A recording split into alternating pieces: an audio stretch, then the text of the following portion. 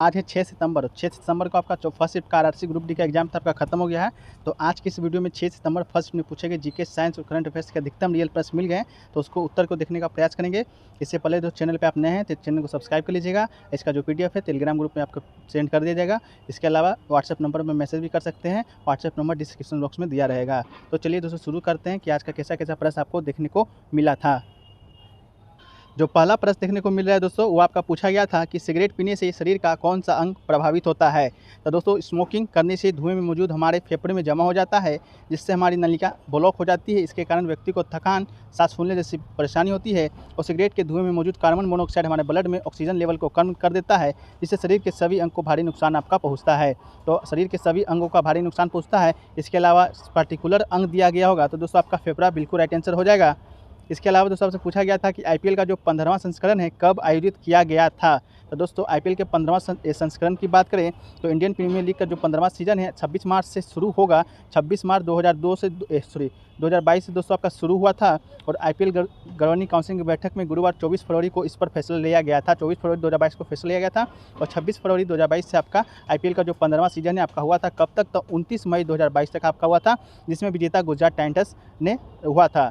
तो दोस्तों आईपीएल का 15वां सीजन आपका 2022 में हुआ था। या डेट पूछा होगा तो 26 मार्च से लेकर 29 मई तक।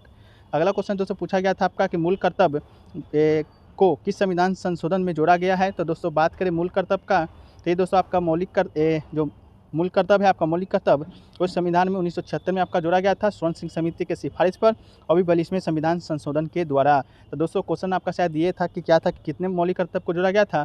तो दोस्तों 42वें संविधान संशोधन 1976 में मात्र 10 जो आपका मौलिक कर्तव्य था उसको जोड़ा गया था। और जो 11वां मौलिक कर्तव्य है वो आपका 6वां संविधान संशोधन 2002 के द्वारा जोड़ा गया है। तो कितने जोड़ा गया था, तो 10 ही आपका जोड़ा गया था स्वर्ण सिंह समिति के सिफारिश पर 1976 ईस्वी में। और मूल कर्तव्य की बात करें तो ये आपका 51A में आपका पड़ता है, भाग 4 में।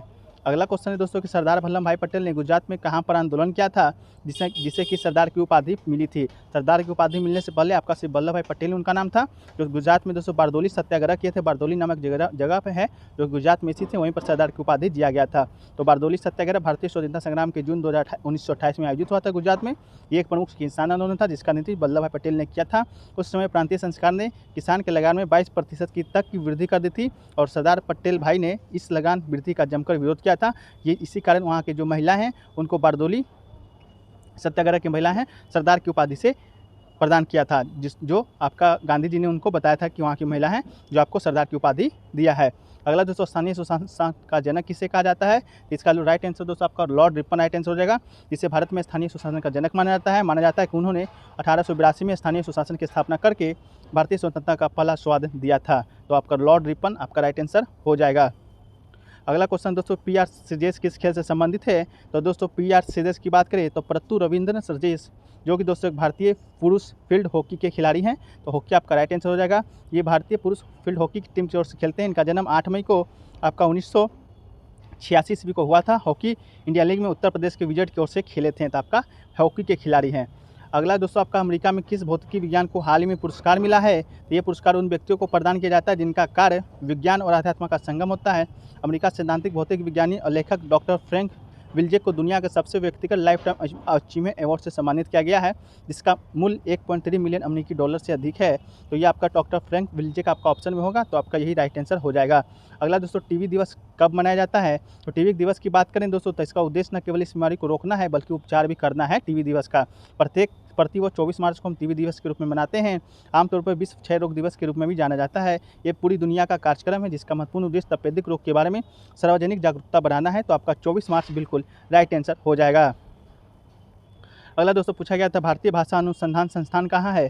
तो केंद्रीय भारतीय भाषा अनुसंधान संस्थान जो कि दोस्तों आपका मैसूर में स्थित है, जो मानव संसाधन विकास मंत्रालय का अधीन कार्यालय है, जो जिसकी स्थापना भारत सरकार की भाषा नीति का विकास और उसे कार्यान्वित करने के लिए भाषा विश्लेषण, भाषा शिक्षा छात्र, भाषा प्रौद्योगिकी और समाज में भाषा के क्षेत्रों में अनुसंधान के द्वारा भारतीय बचाव के रूप में जानकारी देना है। तो आपका मैसूर में स्थित है।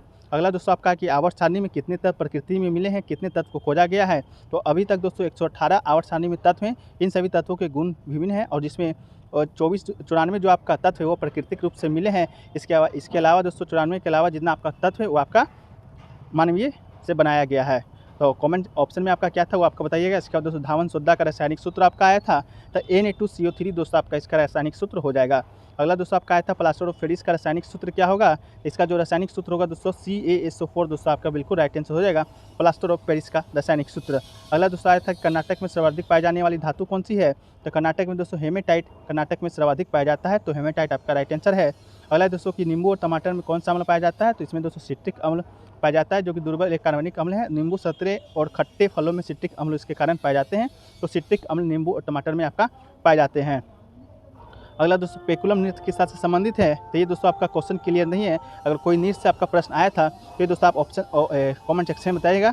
इस तरह का कोई नृत्य पूछा गया था, ऑप्शन में उत्तर पूर्वी राज्य दिए गए थे, तो पेकुलम नृत्य आपका आया था या क्या आया था, आप कमेंट सेक्शन में बताइए। अगला दोस्तों आया था ऋग्वेद का स्रोत क्या है, तो ऋग्वेद दोस्तों सनातन धर्म का सबसे आरंभिक स्रोत है।